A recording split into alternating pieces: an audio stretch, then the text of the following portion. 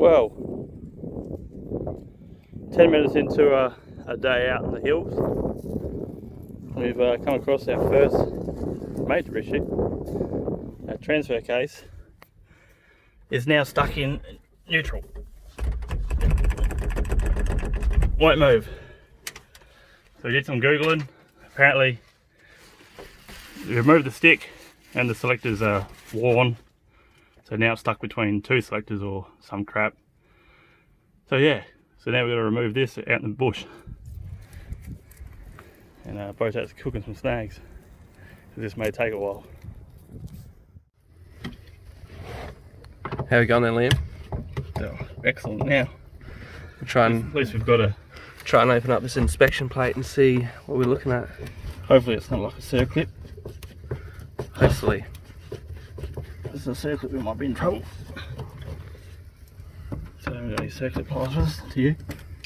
Yeah, nah. Don't. Probably the only thing I don't have in that toolkit. I don't know how this throws off.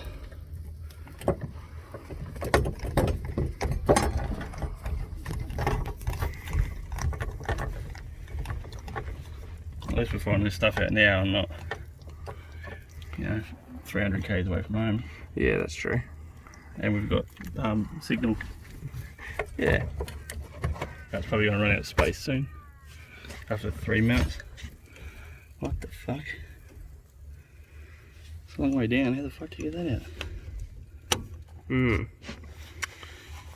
Good fun.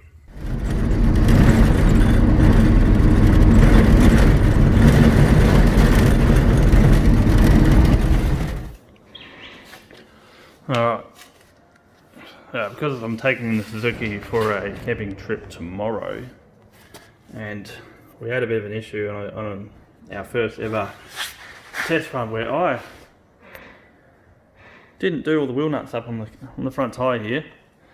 We heard that scraping noise as we mentioned before, and when we pulled up we only had one nut hanging on and the rim was proper sideways. Like these other studs weren't even visible on the rim, it was that twisted. Unfortunately we didn't get any of that on camera.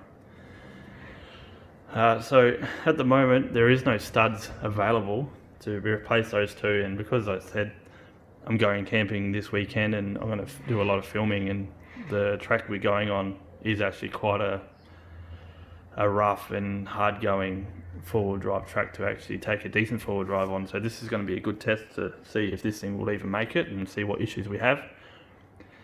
But my problem at the moment is I don't want to do that track, and there is a bit of highway driving to do with only 3 studs.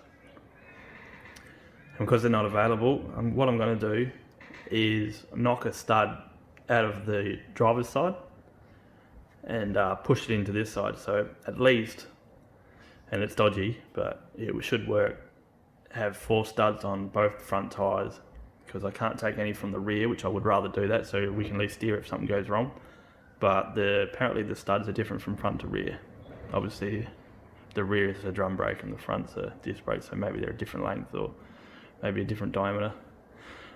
So now I'm just gonna, I'd really like to get the other side off and get the stud going. So yeah, I can nip 4 studs on each wheel. So g'day Ryan.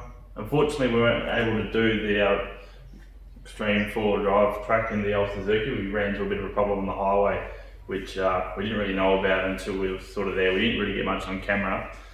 So yeah, it was a bit unfortunate. We did end up paying to go there, we ended up doing it. Our main steering ball joint that connects to our box and our drag link, I think it's called, that was just shot and very loose and was quite dangerous. So we ended up doing a temporary fix just to get to nurse the car home.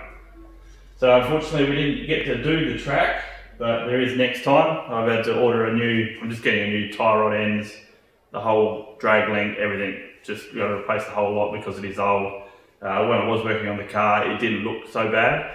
The rubber was cracked in the ball joint, but it wasn't completely shot and loose. And we noticed it was really buggered when we started getting death wobbles at about 80 kilometers an hour, which is almost as fast as I'd like to take this thing anyway. So unfortunately we weren't able to do it, but yeah, I'll run you down the front here at the bottom and show you where the issue is.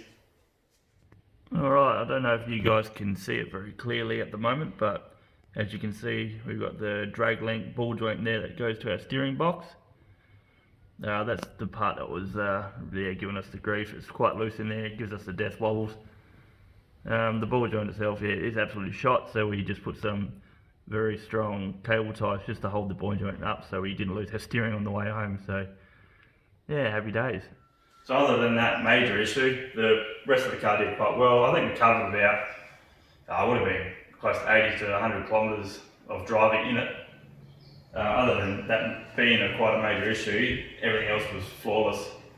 I'm thinking about upgrading the suspension on it, because the suspension is quite soft, and that sort of contributed to some of the death wobble we had, and probably would have put more strain on that drag link. So other than that, the car did quite well. It didn't use much fuel at all, and very reliable. It got us there and back without, well, when I say drama, it still should have got us home. So, and because part of the video I wanted to show you guys on how good this thing would be at forward driving, we weren't able to do it because of obviously our issue.